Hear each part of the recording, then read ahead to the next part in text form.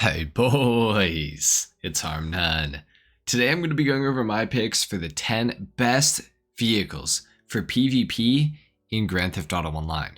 Now it's been a while since I've done one of these lists and things have changed since the last time because of course the Hydra and the Laser, which were previously on this list, those have both been nerfed right into the ground because they took away the explosive cannons on them and made them significantly worse generally. So I felt like it was time to update this list. We got some pretty good picks on here. I think you guys are going to enjoy the video. If you do, of course, a like is appreciated. If not, dislike, consider subscribing and going for 300k this year.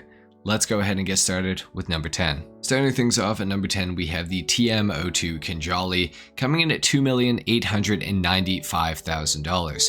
Now that's with the trade price. If not, it's going to be $3,850,350. Now the Kinjali is a tank in GTA Online, kind of similar to the old Rhino tank from 2013, except for the Kinjali is a lot better in pretty much every single way. The Kinjali has a better range on its cannon, and it also has an upgradable cannon, being able to be a railgun cannon as opposed to a regular cannon, and the railgun cannon can also be charged up to shoot even further than the regular cannon can, which is pretty cool. The Kinjali is also a 4-seater vehicle, and the secondary passenger gets access to the 50 cal turret that sits on top of the Kinjali that deals out a hefty amount of damage, and the 2 other people who can sit in the Kinjali get access to the 2 top-mounted grenade launchers that go on top of the turret. Now the driver also gets control over proximity mines that you can drop with the Kinjali, and this thing can take about 8 RPGs, which is a pretty hefty amount of damage for it to be able to take. Now, the reason that I've put this thing pretty low on this list, I mean it's in the lowest spot on the entire list, is just because the Kinjali is slow. And I'm not saying that it should be any faster, but being slow and being that you can't aim the cannon up super high makes it very, very vulnerable to aerial attacks. And that's something that you're going to have to deal with a lot with this vehicle, because if you're facing ground targets, you're pretty much invincible for a good period of time. But the second somebody gets an aerial vehicle out, especially if you're soloing the Kinjali, you're pretty much done for, which is very unfortunate, but it's just the name of the game when it comes to these tanks, really. Overall, it's a very good vehicle, and for the price, it's actually, decent, but it's just not going to be the best vehicle ever. Doesn't protect you the best, but it is very good offensively, I would say. Just not very good against any sort of aircraft in any way, shape, or form. At number 9, we have the Bravado Half-Track, coming in at $1,695,000 if you got the trade price. And if you don't, it's going to be $2,254,350. Now the Half-Track has the same problem as the Kinjali in the fact that it is very slow, and that is largely due to the fact that it is half-tracked, as the name would probably suggest, you know what I mean? This thing though can take 9 RPGs, which is 1 better than the Kinjali. And the other thing that the Half-Track does that is really, really good is it has a fully bulletproof front windshield, which is a glitch, by the way. And the rear windscreen as well is also entirely bulletproof. So if you're in the cabin of the Half-Track, the only way you can get shot out of it is through the side windows. So as long as you keep your front or back to whoever you're facing, you're going to be good. And of course, you can shoot out through the windshield or through the back window as well. So this thing is kind of like a one-way shield in a way where you can shoot out, but they cannot shoot back in so long as you're facing them directly or backed into them directly. Now it also has a big cannon on the back of it, and this thing has insane range and is super good against aircraft in particular, but also pretty much any ground target or player, anything like that. And the back turret is also upgradable from being a dual anti-aircraft gun to being a quad-barreled anti-aircraft gun, which is pretty cool. Now the Half-Track also gets access to proximity mines, which can be dropped by the player who is driving the vehicle. And like I said, it does have pretty good armor, but the only unfortunate thing about it, like I said, is that it is just so slow. So getting around with this thing is not going to be very fun. However, it does have one thing to kind of make up for this, and that is the front roller attachment that you can put on this thing. And this makes driving into vehicles very, very good because you can launch them out of the way, and it does heavy amounts of damage to other vehicles as well. So that is something cool about the Half-Track. Overall, it's a great vehicle. Like I said though, it is just pretty slow, so it's not going to be the best for, you know, moving around, chasing targets, getting away from targets, sort of stuff like that. Next up at number 8, we have the Oppressor Mark II. Now the reason that I've listed this thing so low is because of the insane price that this thing carries now, which is $6 million for the trade price and $8 million for the non-trade price, which is a lot. That is a lot of money no matter how you slice it.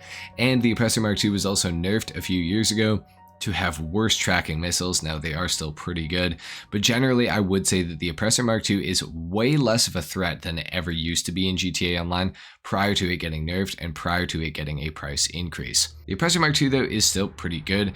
It can take out, you know, players. It's very good against vehicles, I would say. I'd say that's the primary thing that the Oppressor Mark II is super good at now.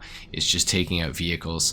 But like I said, it did get nerfed, so it's not as good as it once was. Toreadors, things like that will now be a huge threat to the Oppressor Mark II. So really, you're only going to be able to use this thing against players in like kind of lightly armored vehicles that hopefully don't have missiles. The Oppressor is, you know, still one of the best vehicles in the entire game for grinding, but beyond that, in PvP, it is really just kind of limited to being good against vehicles. And if you can somehow get good enough to, you know, free fire missiles into players, then I guess you can use it for that too. But being that it is so highly priced now, I felt like number 8 was a pretty fitting spot for this thing to go in. Next up at number 7, we have the HVY Insurgent Pickup Custom. This is going to cost you $1,350,000 to $1,795,000, depending on if you have the trade price or not, plus an additional $202,500 for the upgrade, which is only upgradable in the Mobile Operations Center or the Avenger. And either of those things are going to need to have a vehicle workshop in order to upgrade the HVY Insurgent Pickup into the Pickup Custom. Now once you do this, the Pickup Custom becomes one of the very best armored vehicles in GTA Online. It has the exact same armor as the Bravado Half-Track that we talked about a little bit earlier. Unfortunately though, it does not have a bulletproof windscreen, which does kind of suck. However, the HVY Insurgent Pickup Custom is really good in a couple of specific ways. Firstly, this thing can hold 9 players, which is insane. So if you have a group of friends that you like to play with, an Insurgent Pickup Custom is probably a really good vehicle to have for you, because you can just fit so many people in it. Secondly, it also gets access to a proximity mine dropper that is controlled by the driver of the Pickup Custom, and it does also have a top-mounted machine gun on it as well, which can be manned by another player and deals a heavy amount of damage. Now also, depending on the armor level that you select to put on your HVY Insurgent Pickup Custom, you can also shoot out of the vehicle as the driver or the passengers.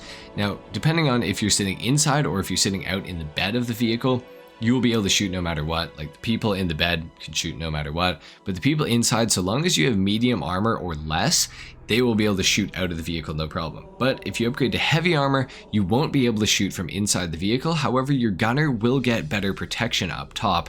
So this is kind of a trade-off that you have to decide if you're willing to go for or not. Now, the reason that this thing is ahead of the Half-Track, like I said, is because it is a lot faster and does almost the same stuff, but it has arguably even better armament, and you can fit way more players in it, and it protects you just as well against explosives. So the HVY Insurgent Pickup Custom is an awesome vehicle to have. I would definitely recommend this. It's very versatile. It can go on any terrain, and it's going to be quick. It's going to be really good, really reliable. This vehicle is just super reliable in general, and you really cannot go wrong with picking up an HVY Insurgent Pickup Custom. Next up at number 6, we have the Mobile Operations Center cab in particular. Now the MOC itself is really good, but the cab is really what we're talking about here. This goes for $1,225,000 for the base MOC. But what you're really going to want is the MOC cab, and the MOC cab is the most armored vehicle in Grand Theft Auto Online, taking 67 homing missiles, which is pretty insane. It's the most armored vehicle by a long shot. It beats out the Acid Lab, which is the next best, being able to take 48 homing missiles. So this thing is super armored. Another thing similar to the Half-Track that we talked about a little bit earlier, it has a fully bulletproof back to it, so you can back enemies down and you can shoot through the back of the vehicle, but they cannot shoot you. And obviously they're not really going to be able to blow you up either, because this thing takes so many explosives. For being a big truck, it's also quite fast and handles decently. Overall, this is definitely one I would look into. You never really see anybody using these in online. I'm not really sure why, because it is genuinely such a good vehicle. I think it's mostly just because calling the MOC is a little bit of a pain in the ass, because it spawns in at a semi-random location and you have to go and collect it, which is kind of annoying. But beyond that, it's really, really good. I would definitely recommend picking up an MOC. At number 5, we have the Bravado Buffalo STX, costing $1,612,500 to $2,150,000 if you don't have the trade price. Now this is a first gen Imani Tech vehicle, and honestly you could sub out the STX for any of the first gen Imani Tech vehicles that you like, except for the Patriot Mil-Spec, because it fucking sucks. The STX is a super good vehicle. Now it firstly has Imani Tech, like I said, meaning that it can have the missile lock-on jammer or the remote control device. Secondly, it can also have the armor plating upgrade, which will allow it to take 4 RPGs, which is decent, and it can take about 8 homing missiles, but you got to keep in mind as well, it does have the missile lock-on jammer, so hitting it is going to be a lot harder. It's also the fastest muscle car in the entire game. It has front-mounted machine guns, and it has bullet-resistant windows, and it can hold 4 players. So the STX is a really, really good vehicle. Generally, I would say this is the best first-gen Imani Tech vehicle in the game, other than maybe the Enos Jubilee. But these two are really, really good. The STX also has a fantastic amount of customization. It's a really good-looking vehicle, handles well, super quick. Overall, it's just amazing, but you could sub it out, like I said, for any other first-gen Imani Tech vehicle because they're all really good. The bullet-resistant windows, though, is a super key feature that only really the first-gen Imani Tech vehicles have. I think the Gallifenter Baller STD has it, but it doesn't have armor plating, so it kind of sucks anyways. But the Bravado Buffalo STX is a super reliable vehicle. The machine guns do a decent amount of damage. Bullet-resistant windows are awesome. The armor plating is awesome. Not being able to get locked onto is awesome. This thing is just so good, you really cannot go wrong with the STX. At number 4, we have the Pegassi Toreador, costing $4,250,000. The Toreador is an awesome vehicle generally. It is the best Oppressor Mark II counter in Grand Theft Auto Online, largely due to the combination of having pretty good armor. I think it can take about 6 homing missiles if I'm not mistaken, and about 4 RPGs, which is pretty good. It can also seat 4 players, it has front-mounted machine guns, and it does have missiles that have really, really good tracking, and they can honestly outpace an Oppressor Mark II and get them pretty darn easily. You could also formally use the Toreador in missions, however, this has been patched, so that does kind of suck. But the other really good feature about it is it has a rocket booster, which is crazy, and it is also a submersible vehicle. This thing is stacked in like every single way. It is such a good vehicle. You really cannot go wrong with this thing. You guys should definitely own a Toreador if you don't have one already somehow. Number 3, we have the Akula, costing $3,375,000 if you got the trade price. If you don't, it's going to be $4,500,000.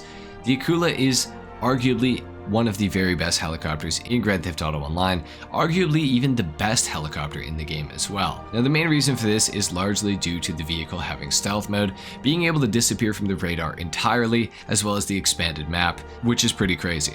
It can also seat 4 players, and it has optional homing missiles or a 4-missile barrage that can be equipped on the vehicle, and you can also upgrade the co-pilot's weapon system from a single bottom-mounted machine gun to a dual bottom-mounted machine gun, and the pilot, no matter what, gets access to dual MGs as well. The Akula is also one of the more armored helicopters in the game, being able to take about 3 homing missiles before it blows up. Of course, this is kind of depending where you get hit, but generally it can take about 3 before it, starts smoking and then, goes down. The Akula is also one of the very fastest helicopters in the game, and it does have a bias towards gaining altitude rather than going down towards the ground, which is also pretty helpful because you can get really high up really quickly with the Akula. I think it's a very cool looking helicopter, and it certainly does have a lot of utility.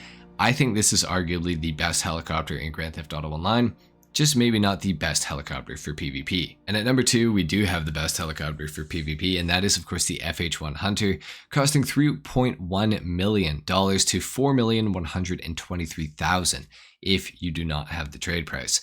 This thing is really, really good solo. It does come equipped with homing missiles as well as a 7-missile barrage that are both pilot controlled, which is really awesome to have. And for missions like Headhunter, as well as a lot of security contracts like gang termination, for example, this is super good. And even against players, it's also very good because you get such good coverage with the barrage that this thing possesses. However, if you have another person to play with, this vehicle becomes arguably the best helicopter for PvPing, arguably maybe even the best PvP vehicle in the entire game. When you have a co-pilot in the FH1 Hunter, they get access to the bottom-mounted grenade-launching autocannon that has insane range and one-shots players as well as unarmored vehicles. It is so crazy. You can spawn camp people with this vehicle for ages before they can even get a shot off at you if you have a good gunner. The FH1 Hunter is a fantastic vehicle. It's also one of the very fastest helicopters in the game. I think it's just behind the Akula that we just talked about, but the armament on it is just so crazy good that it's hard to argue that the Akula would be better than the FH1 Hunter. Now, if this thing had stealth mode, that would be really insane, but unfortunately it doesn't. Now, it also does have countermeasures for those of you wondering, so that is pretty awesome as well. Overall, both of these helicopters are just fantastic in every single way and certainly are great vehicles to have for PvPing in GTA Online. Now, for an honorable mention, we have the Ocelot Virtue coming in at 2,235,000 to 2,980,000 if you don't have the trade price, or of course you can get it for free by completing the first and last dose missions from the Los Santos Drug Wars DLC. This is one of the most armored Imani Tech capable vehicles in the game. It can be equipped with that armor plating, as well as of course the missile lock-on jammer and oil slick proximity mines, which can be dropped behind you to spin out enemies. The Ocelot Virtue is also the fastest accelerating car on last gen, up to about 120 miles per hour. Then you'll start to get caught by other things that have higher top speeds, but generally it is really good and pretty hard to keep up with. It also looks pretty cool, the customization's nice, and it is great for PvP. When it first came out, you couldn't throw sticky bombs out of it, but now you can, and that has made it a lot better for taking out things like the Oppressor Mark II or heavily armored vehicles in general. Overall, great vehicle, definitely one that you guys should own, especially considering that it's free. And for a final honorable mention, we have the B11 Strike Force costing $3,800,000. Now, in order to purchase this, you will need to own a hangar, but this is arguably one of the very best planes in the game. I would have even put it at number 1 if a newer plane didn't come out recently. Now, the B11 is arguably the most maneuverable plane in the game, right next to the Pyro and the Starling, so it's very good for dogfighting. It does have a super good turning circle. It also gets access to a front-mounted autocannon that is explosive, so it does do a fair amount of damage to unarmored vehicles. However, it does have a hard time taking out players, which is super unfortunate, but it just kind of is what it is. Luckily though, the B11 also comes equipped with a 7-missile barrage, as well as bombs and homing missiles, which is pretty crazy. Plus it also gets countermeasures. It's really awesome. It is also upgradable within the hangar to have an armor upgrade as well as engine upgrades and things like that, so you can make it just a little bit better. And of course you can tune the handling to your liking, so you can make it more responsive or less responsive depending on what you're looking for. The B11 is an awesome plane, and it certainly is something that a lot of people swear by. I personally love mine. I don't fly it all that much anymore because it feels like it kind of has been overshadowed by the vehicle that is at number 1. And at number 1, of course, we have the F-160 Raju, costing $5,141,250 to $6,855,000 if you don't have the trade price. Now, the F-160 Raju is the only plane in GTA Online that gets access to a toggleable stealth mode that is also capable of delivering a heavy amount of damage. Now, the F-160 comes equipped with homing missiles as well as a dual explosive autocannon that the pilot is controlling. Unfortunately, it does not get access to bombs, but it does get access to having a VTOL mode, so vertical takeoff and land. You can land it like a helicopter, and then once it's in the air, you can make it go like a plane.